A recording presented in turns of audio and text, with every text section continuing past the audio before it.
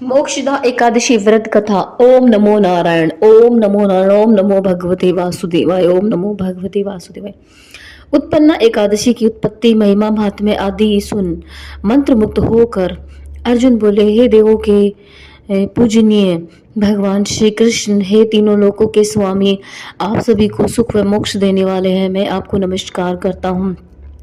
हे देवादिदेव, आप हित चाहने वाले हैं, कृपा कर मेरी एक उत्सुकता को शांत कीजिए। भगवान श्री कृष्ण बोले, हे अर्जुन, जो कुछ भी जानना चाहते हो निसंकोच को, मैं अवश्य ही तुम्हारी उत्सुकता शांत करूंगा। हे श्री हरि, यह जो आपने मार्गशीर्ष माह के कृष्ण पक्ष की एकादशी के विषय में बताया है, उससे मुझे बड़ी ही शांति प्राप्त हुई है।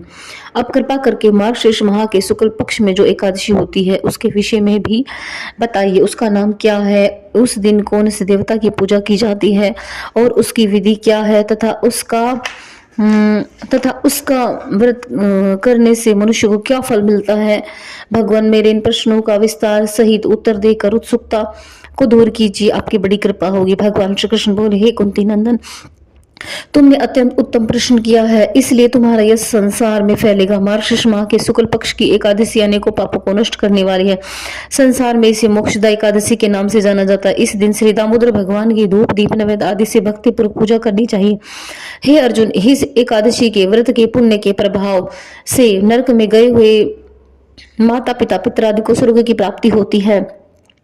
एक पुराण में इसकी कथा इस प्रकार है, इसे ध्यान पूर्वक सुनो। प्राचीन नगर में वैखानस नाम का एक राजा राज्य करता था। उसके राज्य में चारों वेदों के ज्ञाता ब्राह्मण रहते थे। वह अपनी प्रजा का पुत्रवत पालन किया करता था। एक रात्रि को स्वप्न में राजा ने अपने पितरों को नरक की यातनाएं भोगते देखा। इस प्रकार का स्वप्न देखकर वह बड़ा ही व्याकुल हुआ। उसके बाद वह बेचैनी से सुबह होने की प्रतीक्षा करने लगा। प्रातःकाल होते ही उसने ब्राह्मणों को बुलाकर उनके समक्ष स्वप्न की बात बताई। हे ब्राह्मणों, रात्रि को स्वप्न में मैंने अपने पितरों को नरक में पड़े देखा और उन्होंने मुझसे कहा कि हे पुत्र, मैं घोर नरक भोग रहा हूँ, मेरी यहाँ से मुक्ति कराओ। जब से मैंने उनके यह वचन सुने हैं, तब से मुझे चैन नहीं। मुझे अब राज्य सुख ऐश्वर्य हाथी घोड़े धन स्त्री पुत्र आदि कुछ भी सुखदायक प्रतीत नहीं होते। अब मैं क्या करूं, कहाँ जाऊं? इस दुख के कारण मेरा शरीर तप रहा है। आप लोग मुझे किसी प्रकार का तप दान व्रत आदि बताइए जिससे मेरे पिता को मुक्ति प्राप्त हो। यदि मैंने अपने पिता को नरक की यातनाओं से मुक्ति के प्रयास नहीं किए तो मेरा जीवन व्यर्थ है। जिसके पितर नरक की यातनाएं भोग रहे हों, उस व्यक्ति को इस धरती पर सुख भोगने का कोई अधिकार नहीं है। ब्राह्मण देव, मुझे शीघ्र ही इसका कोई उपाय बताइए। राजा की ऐसी निराशापूर्ण और दुख भरी बातों को सुनकर ब्राह्मणों ने आपस में विचार विमर्श किया। फिर एकमत होकर बोले, हे राजन, यहाँ से समीप ही वर्तमान भूत भविष्य के ज्ञाता पर्वत नाम के एक मुनि हैं। आप यह सब बातें उनसे जाकर पूछें, वे अवश्य ही आपको इसका सरल उपाय बता देंगे। ऐसा सुनकर राजा मुनि के आश्रम पर गए और उस आश्रम में अनेक शांतचित्त योगी और मुनि तपस्या कर रहे थे। चारों वेदों के ज्ञाता पर्वत मुनि दूसरे ब्रह्मा के समान बैठे दिखाई दे रहे थे। राजा ने उन्हें साष्टांग प्रणाम किया तथा अपना परिचय दिया। पर्वत मुनि ने कुशल क्षेम पूछी। तब राजा ने बताया कि हे देवर्षि, आपकी कृपा से मेरे राज्य में सब कुशल है, परंतु अकस्मात भी मेरे समक्ष एक ऐसी समस्या आ खड़ी हुई है कि जिससे मुझे बड़ी अशांति हो रही है। फिर राजा ने उन्हें रात में देखे गए स्वप्न की बातें बताई और दुखी स्वर में बोला, हे महामुनि, अब आप कृपा कर मेरा मार्गदर्शन करें कि ऐसे में मुझे क्या करना चाहिए। कैसे मैं अपने पिता को नरक की यातनाओं से मुक्ति दिलाऊं। पर्वत मुनि ने गंभीरता पूर्वक राजा की बातें सुनी और फिर नेत्र बंद कर भूत भविष्य पर विचार करने लगे। कुछ देर गंभीरता पूर्वक चिंतन करने के बाद वे बोले, हे राजन, मैंने योग बल के द्वारा तुम्हारे पिता के समस्त कुकर्मों का ज्ञान प्राप्त कर लिया है। उन्होंने पूर्व जन्म में अपनी पत्नियों में भेदभाव किया था। अपनी बड़ी रानी के कहने में आकर उन्होंने अपनी दूसरी पत्नी को ऋतुदान मांगने पर भी नहीं दिया था। उसी पाप कर्म के फल से तुम्हारे पिता नरक में गया है। तब राजा वैश्वानस याचना भरे स्वर में बोले, हे महात्मन, मेरे पिता के उद्धार का आप कोई उपाय बताइए, किस प्रकार से इस पाप से मुक्त होंगे। तब पर्वत मुनि बोले, हे राजन, मार्गशीर्ष मास के शुक्ल पक्ष में जो एकादशी होती है उसे मोक्षदा एकादशी कहते कहते हैं। ये मोक्ष प्रदान करने वाली है। आप इस मोक्षदा एकादशी का उपास करें और उस उपास के पुण्य को संकल्प करके अपने पिता को अर्पित करें। एकादशी के पुण्य के प्रभाव से अवश्य ही आपके पिता की मुक्ति होगी। मुनि के वचनों को सुनकर राजा अपने राज्य को लौट आया और कुटुंब सहित मोक्षदा एकादशी का विधि पूर्वक उपवास किया। उस उपवास के पुण्य को राजा ने अपने पिता को अर्पित कर दिया। उस पुण्य के प्रभाव से राजा के पिता को मुक्ति मिल गई। स्वर्ग को प्रस्थान करते हुए वह अपने पुत्र से बोला, हे पुत्र, तेरा कल्याण हुई है, कहकर स्वर्ग चला गया। हे अर्जुन, जो मनुष्य मार्गशीर्ष माह के शुक्ल पक्ष की एकादशी को व्रत करते हैं उनके समस्त पाप नष्ट हो जाते हैं, अंत में वे स्वर्गलोक को पाते हैं।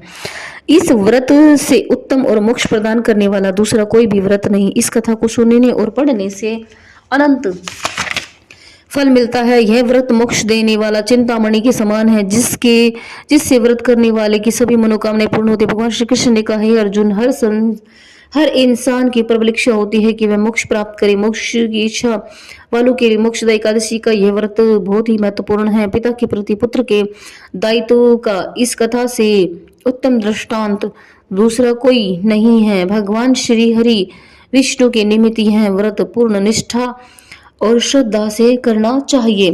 पिता के प्रति भक्ति और दूसरों के लिए पुण्य अर्पित करने की अनुपम गाथा है यह कथा। इस एकादशी का व्रत केवल व्रत करने वाले प्राणी का ही नहीं बल्कि उसके पितरों का भी भला होता है। अपने किसी सगे सहोदर मित्र बंधु को भी इस व्रत का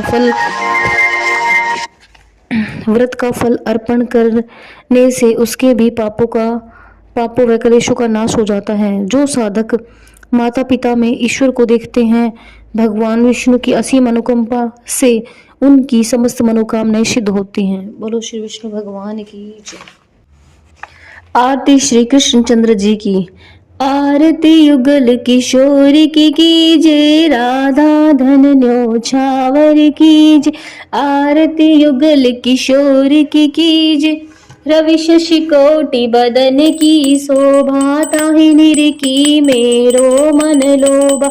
आरती युगल किशोर की कीजे, गौर श्याम मुख निरखत रीजे। प्रभु को रूप नयन भर पीजे।